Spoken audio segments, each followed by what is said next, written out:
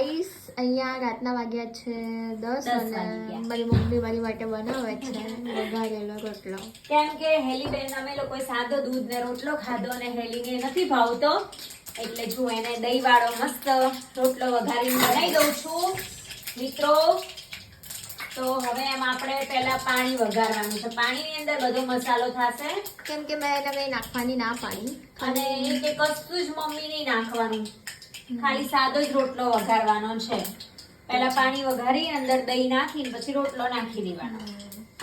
અમે આમ તો લસણ, લીલું લસણ, સૂકું લસણ, લીલા મરચા, ટામેટું, ડુંગળી બધું જ નાખીને વઘારું છું. પણ હેલીબેન ને છે ને સાદું જ ભાવે છે, એવું કશું જ નથી ભાવતું. ઓ ગાઈસ દેખો, ऐसे धीरे धीरे નાખીએ પાણી એટલે કશું જ ના ઉડે. અને તમને અમારો વિડીયો પસંદ આવતો હોય મિત્રો તો જરૂરથી વિડીયોને લાઈક, કોમેન્ટ ને ફોલો કરવાનું ના ભૂલતા. અને તમારો સાથ સહકાર અને સપોર્ટ બહુ જ જરૂર છે.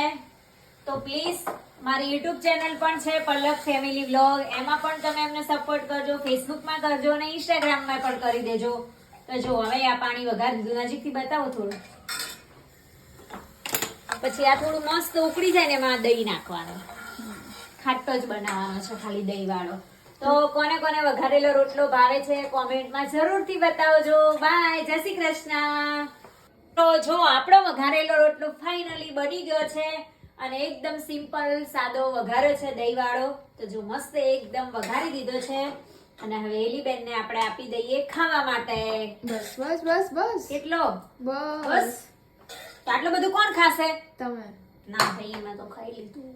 સારું, ચલો ગાઈસ જમવા. ચલો લઈ લો.